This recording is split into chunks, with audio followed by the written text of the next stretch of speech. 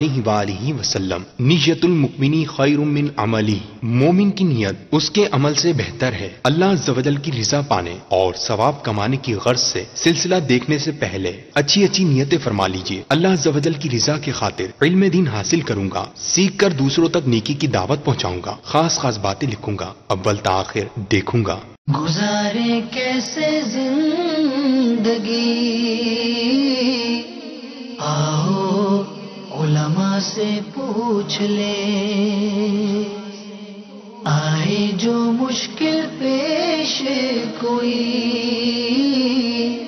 آؤ علماء سے پوچھ لیں۔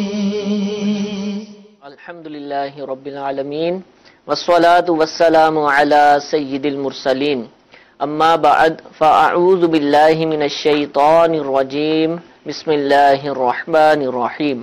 الصلاة والسلام علیک یا رسول اللہ، الصلاة والسلام علیک یا حبیب اللہ، الصلاة والسلام علیک یا نبی اللہ، وعلی آلک واصحابک یا نور اللہ۔ پیارے اور محترم اسلامی بھائیوں، شرعی مسائل کا حل لیے ہوئے الحمدللہ سلسلہ دارالفتاء اہل سنت اس وقت براہ راست آپ دیکھ رہے ہیں۔ دارالفتاء اہل سنت کے مفتی صاحب ہمارے ساتھ ہیں۔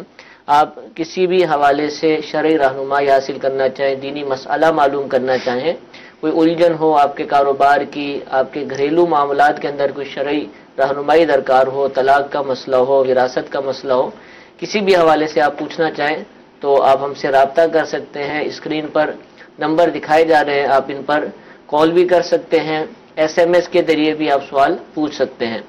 سوالات کے آغاز سے پہلے حصول برکت کے لیے درود پاک کی فضیلت سنتے ہیں۔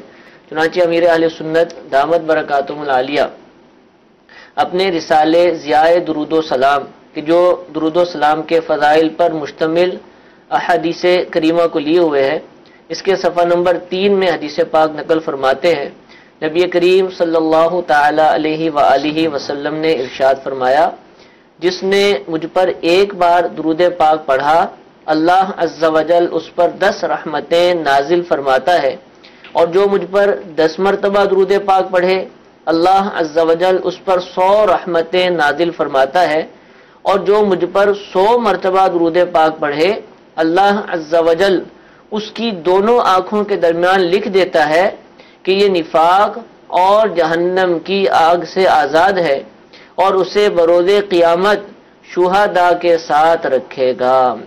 صلو علی الحبیب صلی اللہ تعالی علی محمد صلی اللہ تعالی علیہ وآلہ وسلم۔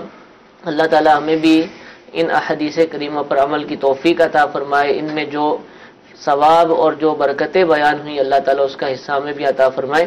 سوالات کی طرف بڑھتے ہیں، پہلی کال سلسلے میں شامل کرتے ہیں، جی چلائیے۔ مفتی صاحب سے پوچھنا تھا کہ عشاء کی نماز میں وتر کے میں دعا قنوت اگر بھول گئے ہیں، کوئی بیٹھ کے احتیاط پہ یاد نہیں، پتہ نہیں پڑھی ہے یا نہیں پڑھی، تو سجدہ صاحب کر لیں تو پھر وہ ہو جائے گا، یا وہ دوبارہ سے پھر وتر پڑھنے پڑیں گے؟ کیونکہ اب یہ کشمکش میں ہے کہ وہ دعا قنوت پڑھی ہے یا نہیں پڑھی، یاد نہیں ہے۔ جی حضور۔ الحمدللہ رب العالمین والصلاة والسلام علی سید المرسلین، اما بعد فاعوذ باللہ من الشیطان الرجیم، بسم اللہ الرحمن الرحیم۔ انہوں نے سوال یہ پوچھا کہ وتر میں جو دعائے قنوت پڑھی جاتی ہے، یہ پڑھنا بھول گئے، رکوع میں چلے گئے، بعد میں یاد آیا تو کیا کرنا چاہیے؟ تو ایسی صورت میں سجدہ سہو کرنا چاہیے، یعنی دعائے قنوت پڑھنا واجب ہے، اور کوئی واجب کو بھولے سے چھوڑ دے تو سجدہ سہو کرنا پڑتا ہے، تو اگر یہ سجدہ سہو کر لیں گے ان کی نماز ہو جائے گی۔ ٹھیک ہے۔ پھر انہوں نے ایک یہ اپنی الجھن بیان کی کہ اکثر ایسا ہوتا ہے، پتہ نہیں پڑھی ہے یا نہیں پڑھی، کچھ یاد نہیں ہوتا، تو کیا کریں؟ دیکھیں، اگر اکثر ان کے ساتھ ایسا معاملہ ہوتا ہے تو اس کی طرف توجہ نہ دیں، ظن غالب پر جو ہے وہ عمل کیا کریں۔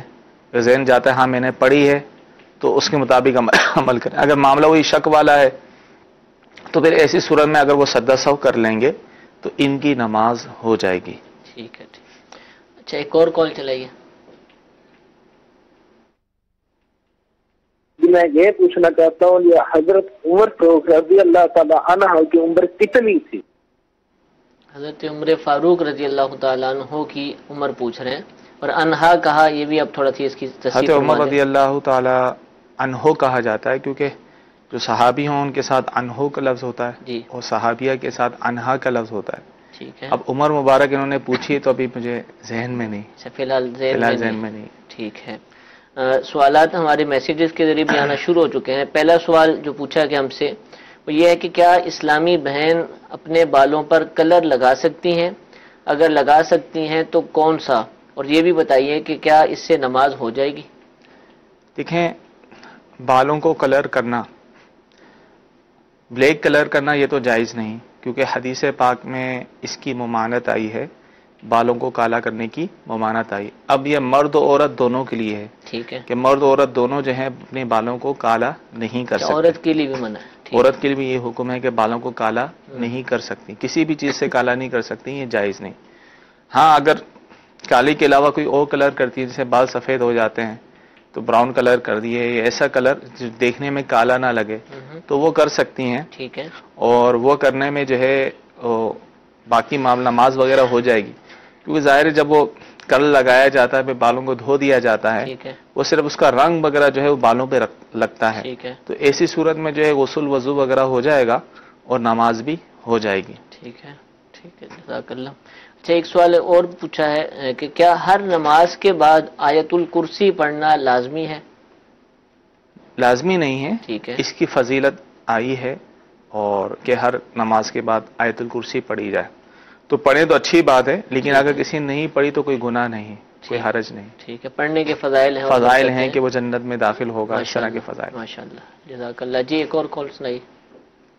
میرا نام محمد شان و دفتاری، میں کوٹر سے بات کر رہا ہوں. میرا جناب سوال یہ ہے کہ چلتی ٹرین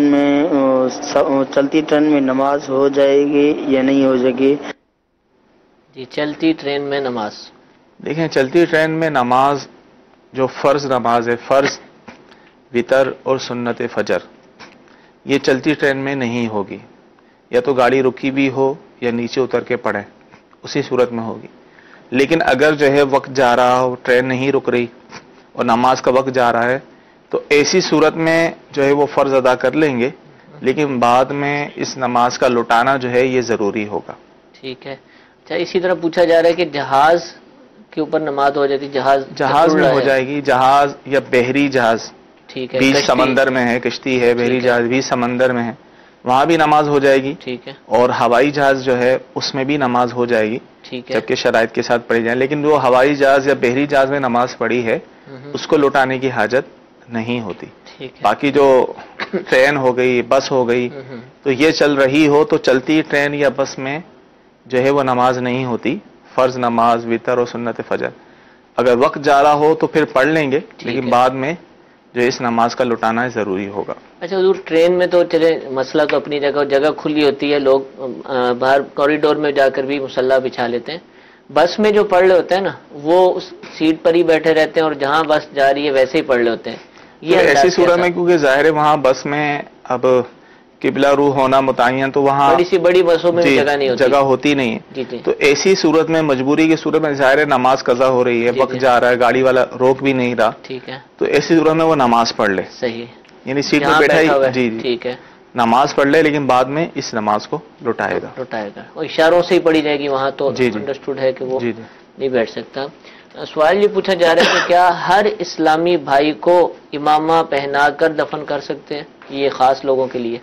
دیکھیں، ہر ایک کے لیے نہیں ہے. علماء فرماتے ہیں کہ یہ امامے کے ساتھ جو دفن کرنا ہے یہ علماء و مشائخ، جو سادات ہیں، علماء و مشائخ ہیں، ان کے ساتھ خاص ہے. ٹھیک ہے. عام لوگوں کو جو ہے وہ یہ امامے کے ساتھ جو ہے وہ دفن نہیں کرنا چاہیے. ٹھیک ہے. جی ایک اور کال چلائیے. مفتی صاحب سے میرا یہ سوال ہے کہ کچھ لوگ یہ کہتے ہیں کہ جب آدمی مر جاتا ہے اس کا میت کا کھانا نہیں کھایا جاتا ہے، اور یہ کہتے ہیں کہ دل کو مردہ کرتا ہے. مفتی بارگاہ میں یہ سوال ہے کہ ایسا کرنا کیسا؟ جزاک اللہ خیر. آمین آمین. دیکھیں، ایام میت کا جو کھانا ہوتا ہے، 3 دن تک جو ایام میت ہوتے ہیں، دفنانے کے بعد بھی کھانے کا اہتمام کیا جاتا ہے، سوئنگ کا بھی کیا جاتا ہے. لیکن سوئم کرنا یہ تو جائز ہے، اس سال ثواب ہوتا ہے. مسئلہ یہاں یہ ہے کہ اب ہمارے ہاں جو روایت چلا ہے تو ایک دعوت والی صورت ہوتی ہے، تو یہ صورت جائز نہیں ہے. ٹھیک ہے. اور اس کا کھانا جو ہے اغنیاء جو غنی ہے صاحب حیثیت ہیں وہ نہیں کھا سکتے. صحیح. دل مردہ ہونے کی بات وہ ہے کہ جس کی خواہش یہ ہو، اس انتظار میں ہو کہ میں یہ کھانا کھاؤں گا، ٹھیک ہے نا، حالانکہ اس کے لیے کھانا جائز نہیں ہے، تو اس کے لیے کہا گیا ہے. باقی جو ہے فقراء اور مساکین جو ہیں یہ کھانا کھا سکتے ہیں، باقی جو اغنیاء ہیں وہ نہیں کھا سکتے. ہاں اس کے علاوہ جو دور دراز سے مہمان آئے ہوتے ہیں، دیگر شہروں سے آئے ہوتے ہیں، اہل میت کے ساتھ رہ رہے ہوتے ہیں تو وہ کھا سکتے ہیں. ٹھیک ہے. باقی جو قرب و جوار میں کی طور پر ہوتا ہے، ویسے ہی کھانے کے لیے آتے ہیں وہ مہمان ہوتے ہیں. باقی جو قرب و جوار شہر کے جو لوگ ہوتے ہیں وہ جمع ہو جاتے ہیں، تو ان میں جو اغنیاء ہیں غنی ہیں ان کا کھانا جائز نہیں ہے. اچھا، غنی اور فقیر وہ زکوٰۃ والا غنی اور فقیر؟ جی زکوٰۃ والا جائے گا، یا زکوٰۃ والا جس کو زکوٰۃ جو ہے وہ دی جا سکے وہ شریف فقیر کہلاتا ہے. ٹھیک ہے، وہ کھا سکتے ہیں، وہ کھا سکتا ہے. باقی جو جن کو زکوٰۃ نہیں دے سکتے صاحب حیثیت ہیں تو وہ جو ہے وہ نہیں کھا سکتے. ٹھیک ہے. یہ سوئم تک کا کھانا ہے. سوئم کے بعد کا جو جمعراتوں کا کھانا ہوتا ہے، 10واں 20واں 40ویں کا کھانا ہوتا ہے، اس میں تو ہر کوئی کھا سکتا ہے، لیکن بہتر یہ کہا گیا ہے کہ جو اغنیاء ہیں بہتر ہے کہ وہ نہ کھائیں. ٹھیک ہے. ٹھیک. چلو حضور، میسج میں سوال یہ پوچھا گیا کہ جس عورت نے خلا کے ذریعے طلاق لی اس کی عدت کیا ہوگی؟ دیکھیں، اگر تو جو ہے خلا شوہر نے دی، ٹھیک ہے، تو جس دن شوہر نے خلا دی ہے اسی دن سے عدت شمار ہوگی. یعنی اگر رخصتی وغیرہ ہو چکی تھی ٹھیک ہے اور شوہر نے جو ہے وہ خلا دی ہے تو ایسی صورت میں اسی دن سے عدت ہوگی. صحیح. اگر شوہر نے خلا نہیں دی، ویسے ہی اس نے خلا لے لی، کسی ادارے نے خلا دے دی، ٹھیک ہے، تو اور شوہر کی رضامندی نہیں پوچھی، نہ شوہر نے زمان سے کہا، نہ دستخط کیے، تو یہ خلا واقع نہیں ہوگی. وہ اس کے نکاح میں ہی ہے تو عدت بھی نہیں. ٹھیک ہے. خلا جب ہی واقع ہوگی جب شوہر دے. یا کنفیوژن یہ ہوتی ہے کہ ابھی شوہر جو دیتا ہے وہ تو طلاق ہوتی ہے، عورت کو خلا کا حق، ٹھیک ہے، عورت کو خلا کا حق ہے، لینے کا حق ہے، اگر کوئی شرعی وجہ ہو تو لے سکتی ہے. ٹھیک ہے. لیکن طلاق اسی صورت میں، خلا اسی صورت میں واقع ہوگی جب شوہر خود دے گا، زبانی یا تحریری طور پر. جب شوہر نے دے دی تو اسی دن سے جو ہے اس کی عدت شمار ہوگی. اور عدت جو ہے عام عورت کی جو عدت ہوتی ہے وہ ہوتی ہے 3 حیض، 3 مینسز، 3 ماہواری. اگر عورت حاملہ ہو تو اس کی عدت جو ہے بچہ پیدا ہونے تک ہوتی ہے. اگر عورت بہت بوڑھی ہو چکی ہے کہ اس کو حیض آنا بند ہو گئے، 55-60 سال عمر ہو گئی ہے، پھر خلا ہو گئی، تو اس صورت میں اس کی عدت 3 ماہ ہوگی. یا بھی بہت چھوٹی ہے کہ حیض آنا شروع ہی نہیں ہوا، اس کو خلا ہو گئی، تو اس کی عدت 3 ماہ ہوگی.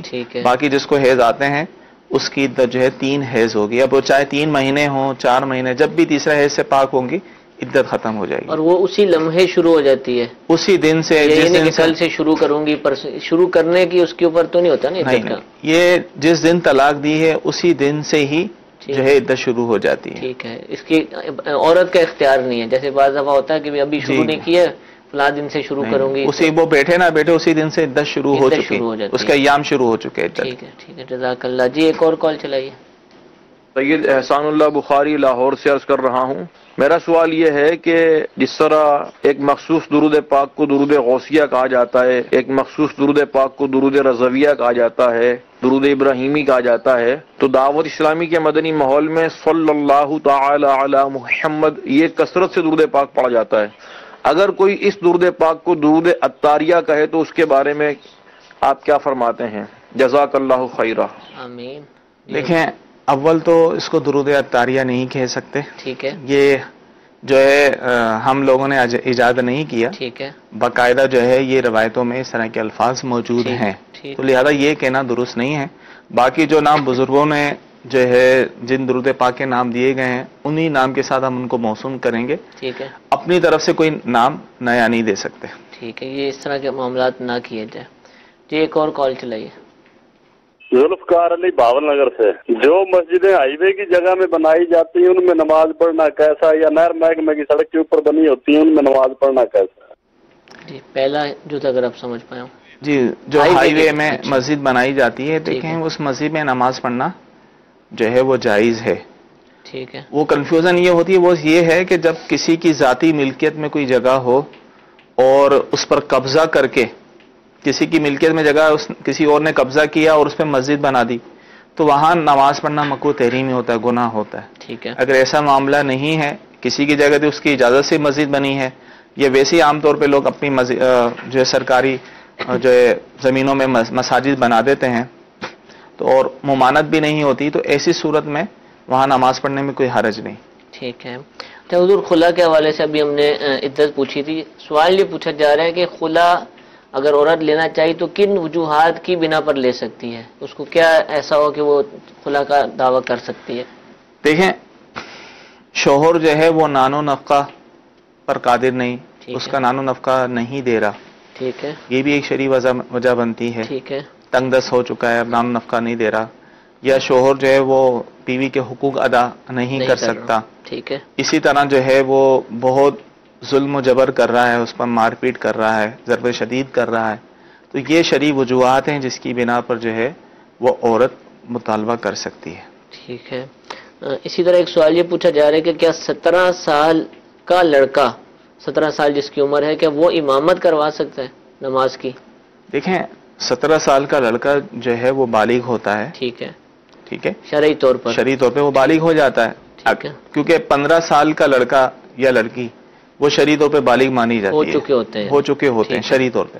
اگرچہ قانونی طور پہ 18 سال وہ رکھتے ہیں، لیکن شرعی طور پہ 15 سال کا جو ہو گیا وہ بالغ ہو گیا. احکام شرعیہ اس کی طرف متوجہ ہوتے ہیں. اگر اس سے پہلے ہی 15 سال سے پہلے ہی بلوغت کے آثار ظاہر ہو گئے تو اسی وقت سے شروع ہو جائیں گے. تو 17 سال کا جو لڑکا ہے امامت کا اہل ہے. ٹھیک ہے. امامت کی ساری شرائط پائی جاتی ہیں تو وہ امامت کروا سکتا ہے. ٹھیک ہے جی. ایک اور کال چلائیے گا. جی، میرا سوال یہ ہے کہ وتر واجب کی تیسری رکعت میں دعا قنوت کی جگہ کوئی اور دعا نہیں پڑھ سکتے؟ جو ضرور وتر کا مسئلہ ہے. دیکھیں، دعا پڑھ سکتے ہیں. انہوں نے کہا دعائے قنوت کی جگہ جو ہے کوئی اور دعا بھی پڑھ سکتے ہیں. دعائے معصورہ، ربنا آتنا فی الدنیا حسنہ، یہ بھی دعا پڑھ سکتے ہیں. لیکن بہتر یہ ہے کہ سنت یہ ہے کہ یہی والی دعا اللہم انا نستعینک، یہ والی دعا پڑھی جائے، یاد کی جائے. ورنہ جو ہے کوئی بھی دعا معصورہ پڑھ لیں گے تو واجب ادا ہو جائے گا. ٹھیک ہے. اچھا ضرور، میسیجز میں کافی سوالات آ رہے ہیں. سوال یہ کہ کیا بھائی اپنی بہن کو اپنی جیکٹ دے سکتا ہے، ایسی جیکٹ کی جس کے بارے میں یہ نہیں پتا چل رہا کہ یہ لڑکے کی ہے یا لڑکی کی، پہننے کے لیے دینی ہوگی شاید؟ دیکھیں، اگر تو جو لباس مردوں کے لیے خاص ہے وہ تو عورت نہیں پہن سکتی. اور ایسی کوئی چیز ہے جو مرد اور عورت دونوں استعمال کرتے ہیں، کوئی امتیاز نہیں ہے، تو اس کے استعمال کرنے میں کوئی حرج نہیں. عمومی طور پہ پہچان ہو جاتی ہے کہ مردوں کی جیکٹ ہے یا عورتوں کی ہے. تو اگر مردوں والا لباس ہے تو پھر تو عورت نہیں پہن سکتی. ٹھیک ہے. اچھا، سوال یہ ہے کہ اگر کسی نے مکان لیا کرائے پر یا دکان کرائے پر لے لی اور شروع ہو گیا مہینہ، اور کچھ دن بعد مالک مکان کہتا ہے کہ مجھے اب اس سے زیادہ کرایہ مل رہا ہے، لہذا آپ میری دکان خالی کر دیجئے، تو کیا وہ دکان خالی یا مکان خالی کروانے کا مجاز ہے؟ دیکھیں، جو ان کا معاہدہ ہوا ہے، ایگریمنٹ جو ہوا ہے، وہ اگر کتنے مہینے کا ہوا، اگر 1 مہینے کا ہوا ہے تو 1 مہینے کے بعد خالی کروانے کا مجاز ہے. 11 مہینے کا ہوا ہے تو 11 مہینے سے پہلے جو ہے بلا عذر شرعی جو ہے وہ خالی نہیں کروا سکتا. یہ شرعی عذر نہیں بنے گا کہ بھئی اب دوسرا جو ہے مجھے زیادہ کرایہ دے رہا ہے. اس کے ساتھ جو ایگریمنٹ ہوا ہے سال کا یا جتنے مہینے کا، وہ ایگریمنٹ پورا کرنا ضروری ہوگا. باہمی رضامندی کے بغیر جو ہے یہ اس ایگریمنٹ کو ختم نہیں کر سکتے. راضی ہو جاتے ہیں، پھر کوئی حرج نہیں ہے، کسی دن بھی جا سکتے. جی. اچھا، پھر اس صورت میں کرایہ دینا ہوگا یا وہ کہے ہوئے مہینہ تو میں نے پورا کیا نہیں ہے، جتنے دن استعمال کیا ہے وہ تو دینا پڑے گا. ٹھیک ہے، وہ دینا پڑے گا. جی، ایک اور کال چلائیے گا. میرا تعلق گجرات سے ہے. میرا آپ سے سوال ہے کہ ایک آدمی کاروبار کے لیے کہیں جا رہا ہے تو اس کی تنخواہ یعنی سیلری تقریباً 3,60,000 ہے 1 مہینے کی، اور $200 خرچہ جو اپنے کھانے پینے وغیرہ کے لیے ہے، تو ٹوٹل بنتی ہے 4,32,000 روپے. میرا سوال ہے کہ کسی آدمی کا کاروبار ہے، کسی امیر آدمی کے بچوں کو کھلانا، بچوں کی پرورش کرنا، ان کے لباس لے آنے، ان کو کبھی چھوڑنا، ادھر ادھر بچوں کے لیے جو کچھ بھی کرنا، تو کیا یہ روزی کاروبار حرام ہے یا حلال؟ میرا آپ سے یہ سوال. لیکن سوال جو سمجھ سکا ہوں وہ یہ پوچھنا چاہ رہے ہیں کہ کسی جگہ ایسی جگہ نوکری کر رہے ہیں کہ جہاں جو ہے ان کے بچوں کو جو ہے وہ چھوڑنا لے جانا اسکول وغیرہ پک اینڈ ڈراپ وغیرہ ان کا خیال رکھنا ان کی پرورش کرنا، اگر اس طرح کی جاب ہے تو اس میں شرعی طور پہ کوئی قباحت نہیں. ٹھیک ہے. مغرب کی نماز میں آخری رکعت میں تشہد کے بعد اگر کھڑا ہو جائے اور پھر کوئی یاد دلا دے کسی بھی طریقے سے تو اب کیا کرے؟ امام صاحب کے حوالے سے مسئلہ پوچھا جا رہا ہے کہ امام صاحب تیسری رکعت میں سلام پھیرنے کے بجائے کھڑے ہو گئے اور پیچھے سے لقمہ ملتا ہے تو اب کیا حکم ہوگا؟ دیکھیں اگر امام صاحب قاعدہ اولا چھوڑ کے کھڑے ہو گئے، اگر بالکل سیدھا کھڑے ہو گئے تو اب تو لقمہ دینا جائز نہیں. اب جس نے لقمہ دیا اس کی نماز ٹوٹ جائے گی. ٹھیک ہے. کیونکہ اب لقمہ دینے کا یہ محل نہیں تھا سیدھا کھڑا ہونے کے بعد. اب امام نے اس کا لقمہ لیا تو امام کی بھی نماز جائے گی تو سب کی جائے گی. ٹھیک ہے. اگر امام نہیں بیٹھا، حکم بھی یہی ہے کہ جب سیدھا کھڑا ہو جائے تو واپسی نہ بیٹھے، جائز نہیں ہے. تو اگر لقمے پر بیٹھے گا تو نماز ٹوٹ جائے گی، جبکہ امام کے پورا سیدھا کھڑا ہونے کے بعد مقتدی نے لقمہ دیا ہو. اگر امام بھی پورا سیدھا کھڑا نہیں ہوتا پھر لقمہ دیا پھر تو نماز نہیں ٹوٹے گی، صحیح جو ہے وہ نماز ہو جائے گی. ٹھیک ہے. اور اگر جو ہے پل کو سیدھا کھڑا ہو گیا تھا اور پھر پیچھے کسی نے لقمہ دیا تو اس صورت میں لقمہ دینے والے کی نماز ٹوٹے گی. اگر امام اس کا لقمہ لے کر بیٹھ جائے گا تو امام کی نماز بھی ٹوٹے گی اور سب کی نماز جائے گی. ٹھیک ہے. سوال یہ پوچھا جا رہا ہے مفتی صاحب کہ ایک شخص ہے کہ اس کا بیماری کی وجہ سے بار بار وضو ٹوٹ جاتا ہے، وضو قائم نہیں رکھ سکتا، اس کے لیے حکم شرعی کیا ہے نمازوں کے حوالے سے؟ قرآن لیکن ہر دفعہ وضو ہی کرنا ہوگا. اچھا.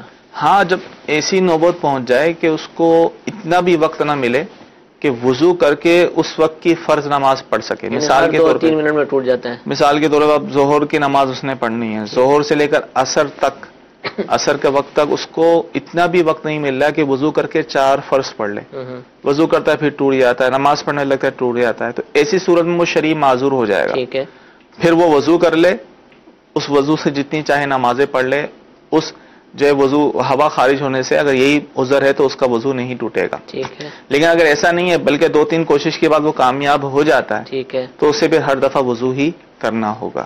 اچھا ایسے شخص کو ہم کہیں گے کہ آپ کھانے پینے میں بھی احتیاط کریں کہ جس کی وجہ سے آپ کی عبادات کے معاملات میں خرابی نہ آئے؟ دیکھیں کئی وجوہات ہو سکتی ہیں کھانے پینے کے علاوہ بھی، اس پر جو ہے کنٹرول کیا جائے، علاج کروایا جائے. ترغیب تو اس کو دلائی جائے گی نا کہ آپ ایسا کریں گے. جزاک اللہ. جی ایک اور سوال پوچھا جا رہا ہے کہ کیا مخصوص ایام میں جو اسلامی بہنوں کے ہوتے ہیں ان میں ناخن کاٹے جا سکتے ہیں؟ جی کاٹے جا سکتے ہیں، جائز ہے، کوئی حرج نہیں. ٹھیک ہے جی. ایک اور کال چلائیے. میں کاشف مقبول اکاڑا سے بات کر رہا ہوں. میرا آپ سے سوال یہ ہے کہ عورتوں کی محفل کروانا جائز ہے یا نہیں؟ محفل نعت ہی کا شاید عورتوں کی محفل کروانا جائز ہے. ٹھیک ہے. محفل کرانے میں کوئی حرج نہیں. اصل جو احتیاطیں بتائی جاتی ہیں وہ یہ ہیں کہ عورتیں جو میلاد کرتی ہیں ایسی جگہ میں کریں کہ جہاں ان کی آواز غیر مردوں تک نہ پہنچے. کہ عورت کی آواز بھی عورت ہے، عورت نعت پڑھیں گی، میلاد پڑھیں گی، غیر محرم تک ان کی آواز جائے گی تو گناہگار ہوں گی، تو یہ جائز نہیں ہے. تو اس کے لیے بہتر یہ ہے کہ مائک کا استعمال نہ کریں، کیونکہ مائک کا استعمال ہوگا دور دور تک آواز جاتی ہے. ٹھیک ہے. جو ہے کسی گھر کے اندر بالکل بند کمرے میں ایسی جگہ ہو کہ وہاں اس گھر میں بھی کوئی غیر محرم نہ ہو جن تک آواز پہنچتی ہو. ٹھیک ہے. تو اس احتیاط کے ساتھ اگر وہ محفل نعت وغیرہ کرتی ہیں تو اس میں کوئی حرج نہیں. ٹھیک ہے. اور غیر محرم والوں معاملات بھی اس کو دیکھنا ہے. جی ایک اور کال چلائیے گا. محمد مشتاق چشتی فلروان سے عرض کر رہا ہوں، ضلع سرگودا. تو میرا مفتی صاحب سے یہ سوال ہے جی کہ مسجد میں محراب کی حد مقرر فرما دیں کہ وہ جو دیوار ہے وہ بھی شامل ہوگی یا پاؤں کا جو امام صاحب کے پاؤں کا رکھنے کی جگہ ہے وہ واضح طور پہ بیان فرما دیں. جی محراب کا بڑا مسئلہ ہوتا ہے، اس کے حوالے سے کنفیوژن ہوتی ہیں لوگوں میں کہ یہ مسجد کا حصہ ہے نہیں ہے، کیا ہے اصل؟ خیر سوال پوچھنے کا مقصد نہیں سمجھ سکا انہوں نے. محراب کی حد مقرر فرما دیں انہوں نے، وہ ابھی بھی غالباً یہ سمجھ رہے ہیں کہ محراب خارج مسجد ہے. تو اب یہ بتا دیں کہ محراب وہ دیوار کی سیدھ کا حصہ ہے وہاں ختم ہو رہا ہے یا تو پاؤں جہاں امام صاحب پیچھے رکھتے ہیں وہاں محراب؟ اچھا اولاً تو یہ ہے کہ محراب خارج مسجد نہیں ہوتا. ٹھیک ہے. محراب مسجد میں ہی شامل ہوتا ہے عمومی طور پہ، الا یہ کہ جو شروع سے اس کو خارج مسجد رکھے وہ صورت الگ ہوتی ہے. ٹھیک ہے. ورنہ عمومی طور پہ جو مساجد ہوتی ہیں وہ محراب مسجد کے اندر ہی ہوتا ہے، وہ خارج مسجد نہیں ہوتا. وہ اچھا مسئلہ کیا ہے؟ مسئلہ یہ ہے امام کا بالکل ہی محراب کے اندر کھڑا ہونا، پورا ہی اندر ہو جائے تو یہ مکروہ ہے، مکروہ تنزیہ ہے.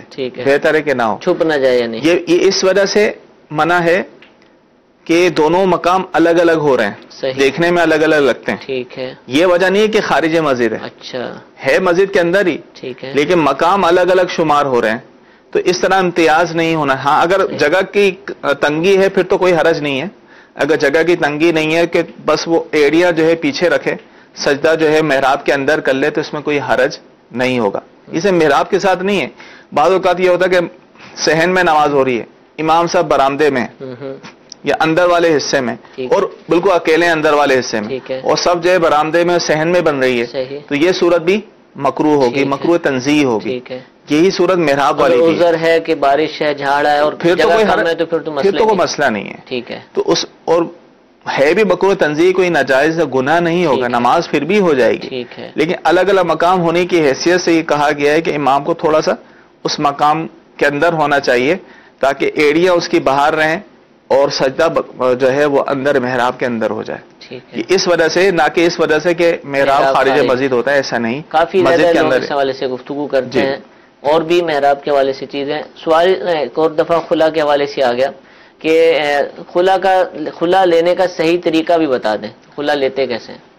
دیکھیں، خلا کہتے ہیں کہ مال کے بدلے میں نکاح کو ختم کرنا. مال کے بدلے میں، ٹھیک ہے. عورت اپنا مہر معاف کرتی ہے، اپنا مہر چھوڑ کر، یا مہر اس کو مل گیا تھا وہ مہر دے کر یا کوئی اور مال دے کر اس سے طلاق کا، خلا کا مطالبہ کرے اور شوہر اس کو قبول کرتے ہوئے اسے طلاق دے دے، تو یہ خلا کہلاتی ہے. ٹھیک ہے. شرعی طریقہ یہ ہے کہ وہ عورت اگر واقعی شرعی مجبوری ہے، وجہ شرعی ہے، تو اپنے شوہر سے اس طرح مطالبہ کرے کہ میں اپنا مہر چھوڑتی ہوں، معاف کرتی ہوں، یا کوئی اور مان مقرر ہوا ہے وہ دیتی ہوں، اس کے عوض تم مجھے طلاق دے دو. ٹھیک ہے. وہ پھر اس کے عوض طلاق دے دیتا ہے، تو یہ خلا بھی طلاق ہی ہوتی ہے، خلا واقع ہو جائے گی. لیکن جب تک شوہر نہیں دے گا زبان سے یا دستخط، زبان سے نہیں کہ لیکن اس نے خلا کے پیپر پہ دستخط کر دیے تو پھر بھی ہو جائے گی. ٹھیک ہے. تو نہ اس نے دستخط کیے نہ زبان سے کہے، تو اس طرح خلا کسی اور کے کہنے سے نہیں ہوگا. اچھا، اس میں یوں ہو سکتا ہے جیسے 5000 حق مہر تھا تو وہ یوں کہے کہ 5000 حق مہر اور مزید 5000 لے کر مجھے خلا دے دو. یہ اس طریقے سے بھی ہو سکتا ہے. ہو تو سکتا ہے، لیکن اس طرح کرنا، زیادتی لینا، یہ مکروہ ہے. اچھا، مہر سے زیادہ لینا. جی، حق مہر پہلے لے چکی تھی تو اب نئی رقم مقرر کر سکتی ہے. وہ اتنی وہ واپسی دے دے، یعنی حق میں جو لے چکی تھی، مثال کے طور پہ 50,000 اس کو مل چکے تھے، اب وہ کہتی تھی میں 50,000 آپ کے واپسی کرتی ہوں، حق میں اس کے بدلے میں آپ مجھے خلا دے دیں، تو پھر بھی خلا ہو جائے گی. لیکن بعض اوقات لوگ یہ سمجھتے ہیں کہ محض عورت کے مطالبے کو خلا کہتے ہیں. اب عورت نے کہا کہ مجھے طلاق دے دو، خلا دے دو، اس نے خلا دے دی تو یہ خلا ہو جائے گی اور شوہر کو مہر بھی دینا ہوگا. ٹھیک ہے. تو یہ خلا نہیں ہوئی. خلا میں مال کا ذکر ہونا ضروری ہے. صحیح. اگر مال ذکر کرے گی، مہر کا ذکر کرے گی، تو پھر مہر معاف ہوگا، ورنہ نہیں ہوگا. جی، ایک اور کال چلائیے. یہ بھی ایک سوال چل رہا تھا بالوں کو کالا کرنے کے حوالے سے. تو آج کل اس قسم کے بھی ہیئر کلر آئے ہوئے ہیں جو مطلب ہوتے براؤن ہیں، اور ان کو اگر بنایا جائے لگانے سے پہلے تب بھی ان کا کلر براؤن ہی ہوتا ہے، لیکن وہ بالوں پہ لگانے کے بعد، لگنے کے کچھ دیر بعد وہ بال کالے ہو جاتے ہیں. تو کیا براؤن کلر اس طرح کا لگانا بھی ممنوع ہے جس سے بال بعد میں کالے ہو جائیں؟ جی ہاں، بالکل. یہ ڈارک براؤن ہوتے ہیں. ڈارک براؤن کلر لگائے تو پھر ایسا ہی ہوتا ہے کہ دیکھنے میں کالے لگتے ہیں. تو ایسا ڈارک براؤن کلر لگانا بھی جائز نہیں ہوگا. وہ حقیقت میں کالا ہی ایک طرح کا. جی، اگرچہ وہ لگاتے وقت کہہ رہے ہیں کہ جب بناتے ہیں تو وہ براؤن اس کا نظر آتا ہے، لیکن جب لگا لیتے ہیں تھوڑی دیر بعد وہ کالے ہو جاتے ہیں. تو ایسا کلر لگانا بھی جائز نہیں. ایسا کلر لگائیں جو واضح طور پہ نظر آئے، جیسے لائٹ براؤن ہو گیا تو وہ لگا سکتے ہیں. ٹھیک ہے. سوال یہ پوچھا جا رہا ہے بہاول پور سے، سوال ہم سے پوچھیں کہ کیا فجر کی نماز سے پہلے نفل پڑھے جا سکتے ہیں؟ فجر کا وقت شروع ہو چکا لیکن نماز نہیں ابھی ادا کی. لیکن فجر کا وقت شروع ہو گیا تو اب 2 سنت کے علاوہ کوئی نفل نہیں پڑھ سکتے. ٹھیک ہے. ہاں، فجر کا وقت شروع نہیں ہوا ابھی تو اس سے پہلے جتنے چاہے نوافل پڑھ سکتے ہیں. فجر کا وقت اذان سے شروع نہیں ہوتا. اذان تو امت جو ہے فجر کا وقت شروع ہونے کے بعد ہوتی ہے. تو وقت معلوم کر لیں فجر کا وقت کب شروع ہوتا ہے. یعنی جب روزہ بند ہونے کے وقت، صبح صادق جس کو کہتے ہیں. ٹھیک ہے. تو فجر کا وقت شروع ہونے کے بعد 2 سنت فجر کے علاوہ کوئی نفل نہیں پڑھ سکتے. ٹھیک ہے. جی، ایک اور کال چلائیے. میرا سوال ہے کہ عقیقہ کب کرنا چاہیے، اور عقیقے میں لڑکے کے لیے کتنی بکریاں اور لڑکے کے لیے کتنی بکریاں ہونی چاہیے؟ بہتر یہ ہے کہ پیدائش کے 7ویں دن عقیقہ کیا جائے. لڑکے کے لیے 2 بکرے اور لڑکی کے لیے 1 بکری یہ ہونا بہتر ہے. ٹھیک ہے. سوال یہ پوچھا جا رہا ہے کہ اگر عورت عدت ہو اور رشتہ آ گیا تو کیا ایسی صورت میں ماں یا باپ وغیرہ اس کی طرف سے رشتہ قبول کر سکتے ہیں؟ ہاں وہ بات کر سکتے ہیں. ٹھیک ہے. اس کو پیغام نہ دیا جائے اور جو عورت عدت میں ہے اس کو جو ہے نکاح کا پیغام نہیں دے سکتے. ٹھیک ہے. بڑے جو ہے وہ ویسی آپس میں جو ہے وہ اوکے کر رہے ہیں، گفتگو کر رہے ہیں، اس میں کوئی حرج نہیں. اصل مسئلہ بتا دیں کیونکہ ان کو تو شاید مسئلہ معلوم ہے. اصل مسئلہ یہ ہے کہ دیکھیں جو عورت عدت میں ہو اس کو نکاح کا پیغام نہیں دیا جا سکتا. ٹھیک ہے نا. تو اس لیے سوال پوچھا گیا کہ وہ تو عدت میں اس کو تو نہیں دیا جا رہا، لیکن جو بڑے ہیں وہ آپس میں ڈیل کر رہے ہیں تو اس میں حرج نہیں ہے. وہ اگر اوکے کر دیتے ہیں، مناسب رشتہ آتا ہے اور پھر بعد میں کہہ دیتے ہیں ٹھیک ہے عدت گزرنے کے بعد نکاح کر لیا جائے گا تو اس میں حرج نہیں. ڈائریکٹ جو ہے عورت کو نکاح کا پیغام نہ دیا جائے. عدت، طلاق اور وفات دونوں برابر ہیں. دونوں ہی کے اندر عورت کو نکاح کا پیغام نہیں دیا جائے گا. جی ایک اور کال چلائیے. سیما بارک بات کر رہا ہوں وزیر آباد سے، پنجاب. جی سوال میرا یہ ہے کہ اگر جب کوئی بندہ فوت ہو جاتا ہے تو دفن کرنے سے پہلے اس کے لیے دعائے مغفرت، دعائے خیر ہو سکتی ہے اس کے لیے؟ جی دفن کرنے سے پہلے جو ہے نا یہ یوں سمجھ لیں کہ مجھے بھی اس کا تجربہ ہے کہ معیوب سمجھا جاتا ہے. جیسے جاتے ہیں نا ابھی دفن نہیں کیا اور لوگ بیٹھے ہوئے ہیں باہر کرسی پر، چارپائی پر، چٹائی پر، تو اگر کوئی ہاتھ اٹھا دے نا دعا کریں تو بعض علاقوں میں اس کو معیوب سمجھا جاتا ہے اور اس کا انتظار کرنے کا ہوتا ہے کہ جب تک دفن نہیں ہوا تو یہ ہاتھ اٹھا کر دعا مانگنے کا کیوں کہا ہے اس کو، تو اس کو یعنی اجنبی سا محسوس کیا جاتا ہے. کیا فرماتے ہیں؟ دیکھیں دفن کرنے سے پہلے دعا کرنے میں کوئی حرج نہیں ہے. ٹھیک ہے. دعا تو دعائیں مغفرت کرنا ہے نا. ٹھیک ہے. اب زندوں کے لیے بھی تو کرتے ہیں دعائیں مغفرت. صحیح. حالانکہ اس کا انتقال ہی نہیں ہوا ہوتا. اب جس کا انتقال ہو گیا ہے تو اگر چاہے اس کو ابھی دفن کیا ہو یا نہ کیا ہو، اس کا نماز جنازہ ابھی پڑھا گیا ہو یا نہ پڑھا گیا ہو، اس کو چاہے غسل دیا گیا ہو یا نہ دیا گیا ہو، باہر صورت دعا کرنے میں کوئی حرج نہیں. اور کرنی بھی چاہیے دعا اگر ممکن ہو. اچھا عدت کے حوالے سے یہ تھا عدت میں نکاح کا کہ جو عورت عدت میں ہو تو اس کے پاس صراحتاً نکاح کا پیغام دینا یہ حرام ہے. اگرچہ نکاح فاسد ہو اور موت کی عدت ہو، اور موت کی عدت ہو تو کہا گیا کہ اشارتاً کہہ سکتے ہیں. ٹھیک ہے. اور طلاق رجی یا بائن یا فسخ کی عدت میں اشارتاً بھی نہیں کہہ سکتے. ٹھیک ہے. یہ اس میں تفصیل ہے. ٹھیک ہے. یعنی موت اور طلاق کی عدت میں تھوڑا سا فرق کیا ہے نا. جی صراحتاً اور اشارتاً. ٹھیک ہے. یعنی اشارتاً سے مراد کیسے ہم اس کو تھوڑا ڈیفائن اگر آپ فرما دیں کہ بھائی میں جو ہے نکاح کرنا چاہتا ہوں اس طرح کر کے، ڈائریکٹ اس کو نہیں کہ تم سے کرنا چاہتا ہوں، اس طرح خواہش کا اظہار کر دیا. ٹھیک ہے. تو یہ ہوتا ہے اشارہ. ٹھیک ہے. ٹھیک ہے. جزاک اللہ. جی ایک اور کال چلائیے گا. مفتی صاحب سے یہ جاننا چاہتا ہوں کہ نابالغ بچہ کوئی مرغی ذبح کر سکتا ہے؟ اور دوسرا یہ کہ جب اولاد وفات پا جائے تو لوگ ماں کو کہتے ہیں کہ اپنا دودھ بخش دو، اس کا کیا مطلب ہے؟ نابالغ بچہ بھی اگر وہ قدرت رکھتا ہے، ذبح کرنا جانتا ہے تو ذبح ہو جائے گا. جانور مرغی ہو کچھ بھی حلال ہو جائے گا. تسمیہ پڑھنا جانتا ہے اور سب کچھ سمجھتا ہے تو ہو سکتا ہے. اور دوسرا انہوں نے کیا کہا؟ دودھ بخشوانا. ہاں جی. دیکھیں تو یہ دودھ بخشوانے کی شرعی تو کوئی حیثیت نہیں ہے، نہ اس کی حاجت ہوتی ہے. دودھ بخشوانا ویسے ایک رسم چلی ہے کہ لوگ جو ہے وہ والدہ کے انتقال کے بعد میت قریب آ کے دودھ بخشواتے ہیں، تو اس کی کوئی شرعی حیثیت نہیں ہے. ایسا نہیں کرنا چاہیے، حاجت نہیں ہے اس کی. ہاں باقی یہ ہے کہ جو چیز معافی مانگنے والی ہے وہ دوسری ہے. اگر والدین کی نافرمانی کی ہے تو ظاہر ہے وہ اللہ تبارک تعالیٰ سے بھی معافی مانگنی ہوگی. اب والدین کا انتقال ہو گیا تو ان کے لیے خوب دعائیں مغفرت، اصالہ ثواب وغیرہ کرنا ہوگا تاکہ جو ہے یہ معافی جو ہے ہو جائے ان سے، وہ والدین ان سے راضی ہو جائیں. باقی دودھ بخشوانے کی شرعی کوئی حیثیت نہیں. ٹھیک ہے. سوال یہ پوچھ رہے ہیں کہ کیا فون کال پر مال منگوانا جائز ہے؟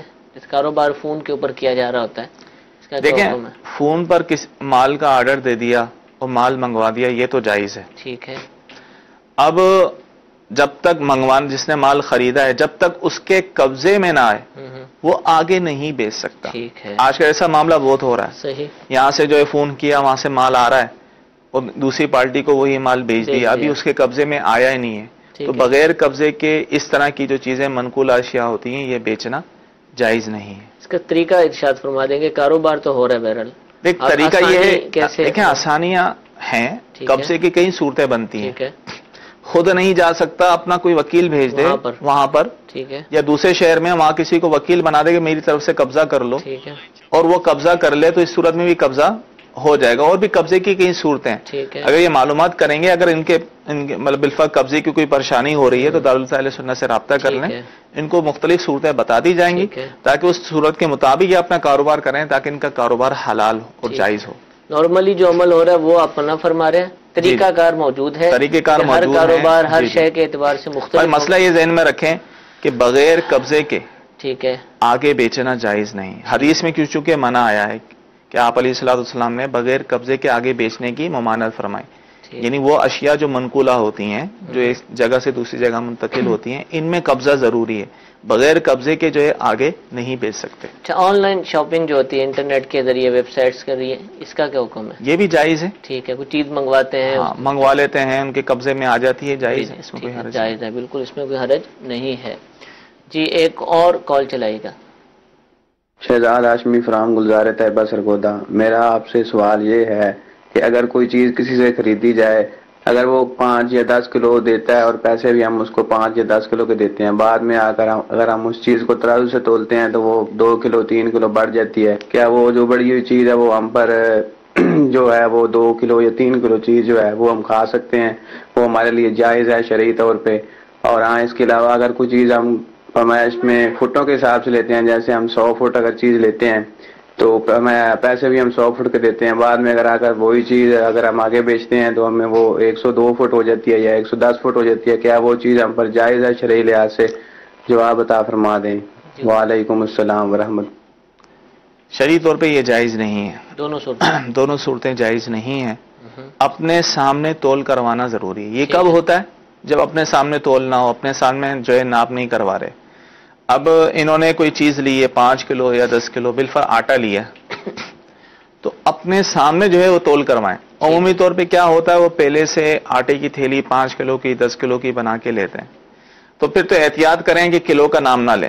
ٹھیک، پتہ ہے کہ 10 کلو کا آٹا 400 روپے کا ملتا ہے، تو یہ بولیں 400 کا آٹا دے دو یا یہ والی تھیلی دے دو، یہ والی تھیلی دے دو. ٹھیک ہے. اب وہ چاہے 10 کلو ہو، کم ہو، زیادہ ہو، جائز. اگر کہا کہ 10 کلو دو، ٹھیک ہے، تو پھر اپنے سامنے تول کروانا ضروری ہوگا، ورنہ جو ہے استعمال یہ جو انہوں نے کہا ہے یہ جائز نہیں ہوگا. اچھا، ان کے سامنے ہی تولا اور 10 کلو ہی کی نیت سے تولا، لیکن آخر میں تھوڑا سا نا وہ ڈال دیتے ہیں اپنی مرضی سے. وہ تو مسئلہ نہیں، سب پتہ ہے کہ جیسے کیبل لے رہے ہیں، تار لے رہے ہیں تو وہ ناپ رہے ہیں اور اینڈ پر آ کے اس میں کوئی حرج نہیں، چند انچ بڑھا دیتے ہیں. وہ تو سامنے ہی سب کچھ ہو رہا ہے، دونوں کی رضامندی سے، اس نے بھی اپنی خوشی سے کیا ہے. جی جی، اس میں کوئی حرج نہیں ہے. جیسے دودھ لینے جاتے ہیں تو آخری دفعہ وہ تھوڑا سا میرا دودھ والا تو ڈال دیتا ہے، تو یہ اگر کوئی حرج نہیں ہے. جزاک اللہ. میٹھے میٹھے اسلام بھائیو، آپ نے دارالفتہ اہل سنت کا سلسلہ ملاحظہ فرمایا. الحمدللہ کثیر موضوعات پر الحمدللہ سوالات پوچھے گئے، مفتی صاحب نے جوابات عطا فرمائے. اللہ تعالیٰ سے دعا ہے کہ ہمیں ان باتوں کو یاد رکھنے، ان کے صحیح معانی کو سمجھنے، ان پر عمل کرنے، دوسروں تک پہنچانے کی توفیق عطا فرمائے. کل اتوار ہے اور اتوار کو الحمدللہ اسی وقت بہت ہی پیارا سلسلہ احکام تجارت، مفتی علی اصغر صاحب دامت برکاتہم العالیہ اس سلسلے میں تشریف فرما ہوتے ہیں، اور خاص طور پر بزنس سے متعلق، تجارت سے متعلق، خرید و فروخت سے متعلق جو مسائل ہوتے ہیں وہ اس میں ڈسکس ہوتے ہیں، ان پر گفتگو کی جاتی ہے. تو اس سلسلے کو بھی دیکھنے کی نیت فرما لیجئے، اور انشاءاللہ پیر کو دوبارہ اسی وقت 6:25 پر دارالفتہ اہل سنت کے سلسلے کے ساتھ حاضر ہوں گے. اس کو بھی ابھی سے دیکھنے کی نیت فرمائیں، انشاءاللہ ثواب کا خزانہ ہمارے ہاتھ آئے گا. اللہ تعالیٰ ہم سب کو عمل کی توفیق عطا فرمائے. آمین بجاہ النبی الامین. صلو علی الحبیب صلی اللہ تعالی علی محمد صلی اللہ علیہ وسلم. گزارے کیسے زندگی، آؤ علماء سے پوچھ لیں. آئے جو مشکل پیش کوئی، آؤ علماء سے پوچھ لیں.